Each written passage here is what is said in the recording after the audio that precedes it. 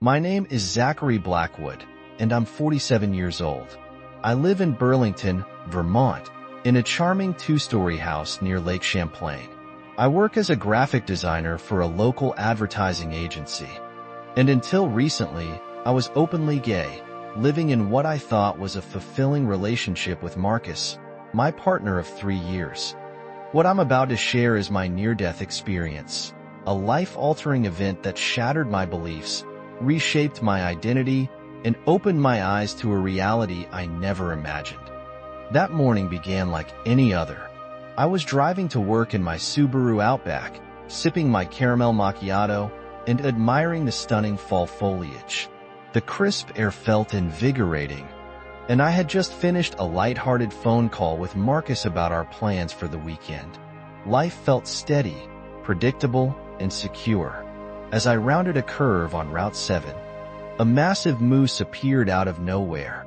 Vermont drivers are aware of the dangers of moose on the roads, but no amount of preparation can ready you for a 500-pound animal suddenly blocking your path.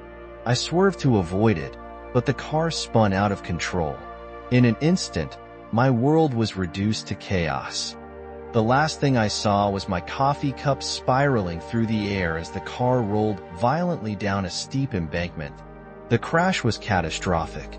My car collided with several trees before coming to rest, a mangled wreck at the bottom of a ravine. The driver's side was crushed, pinning me against the steering wheel. A passing truck driver spotted my car's taillights through the trees and called for help.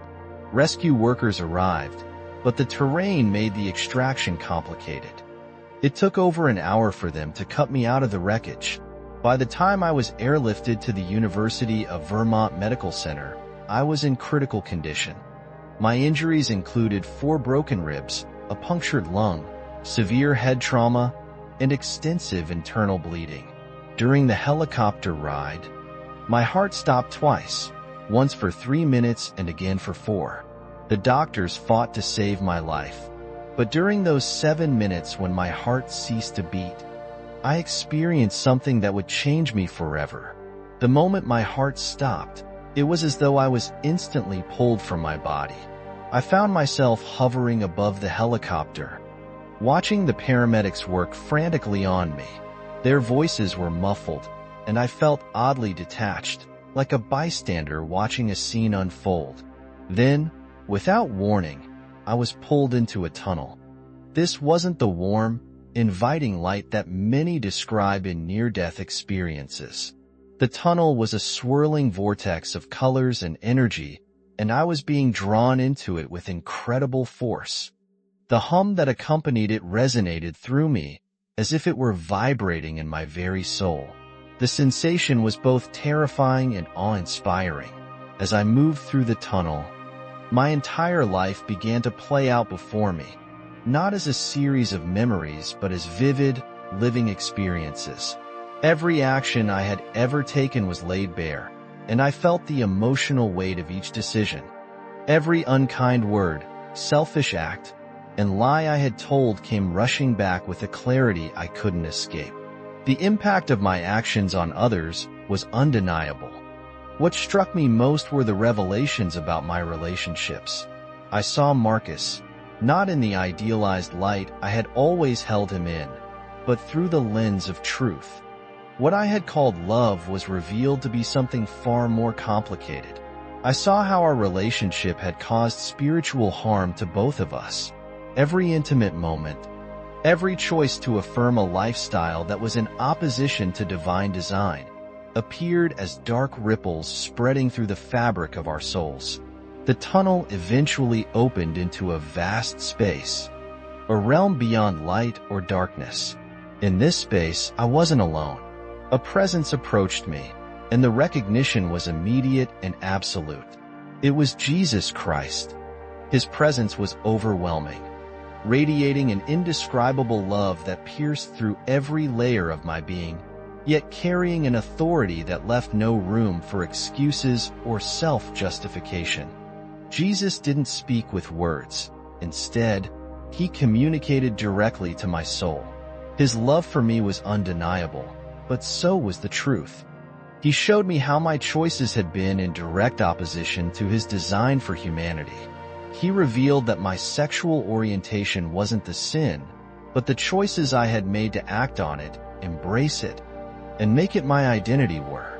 He showed me the ripple effects of my decisions, not just on my own life, but on others. Every time I encouraged someone to embrace their identity, every pride parade I had celebrated, every post on social media defending my actions, they all appeared as weights, dragging others further from the truth. The realization was devastating. Jesus then showed me others who had made similar choices. They were in a place of neither torment nor peace, a limbo where they were trapped in their justifications. Many of them had been religious, even Christian, but they had twisted scripture to fit their desires rather than submitting to divine truth. Their self-deception had become a barrier between them and salvation. What came next was terrifying. Jesus gave me a glimpse of hell, not a fiery pit, but a realm of complete separation from God's love. The souls there weren't being tortured. Their torment was the absence of God, an eternal void where they faced the full consequences of their choices. I understood then that hell wasn't a punishment God inflicted, but the result of rejecting him. Jesus revealed to me the divine truth about sexuality and gender. He showed me that the union of male and female was a sacred design, a reflection of God's relationship with humanity. I saw how modern culture's embrace of alternative lifestyles was not progress, but a sophisticated deception that distorted God's plan. The clarity was undeniable, and I understood the spiritual harm that had been done, not just to me, but to countless others. Finally, Jesus gave me a choice. I could remain in his presence, or I could return to earth and share what I had learned. He showed me two futures, one where I continued my current path and faced eternal separation from him, and another where I embraced his truth and used my experience to help others. The second path was fraught with challenges, rejection, criticism, and loss. But it was also filled with purpose, peace, and the chance to lead others to salvation. With a heavy heart and a newfound determination, I chose to return. When I woke up in the hospital, the physical pain was excruciating, but it was nothing compared to the spiritual awakening I had experienced. Marcus was at my bedside, holding my hand, but I knew that our relationship could never continue. The journey that followed was the hardest of my life. Leaving Marcus broke my heart, but I knew it was necessary. I found a supportive church community and began the process of transformation. The backlash was immediate. Friends turned their backs on me, social media erupted with criticism, and I faced accusations of betrayal from the LGBTQ+ community. But amidst the rejection, I found hope. People began reaching out, others who were questioning their choices, seeking truth, and looking for a way forward. Today, I lead a support group for those seeking to leave the LGBTQ+ lifestyle. It's not about judgment or forcing change. It's about offering love, truth, and support. Every week, I hear stories of people finding hope and healing through God's design. My near-death experience didn't just save my life, it saved my soul. The accident that nearly killed me was the catalyst for a transformation that continues to impact others.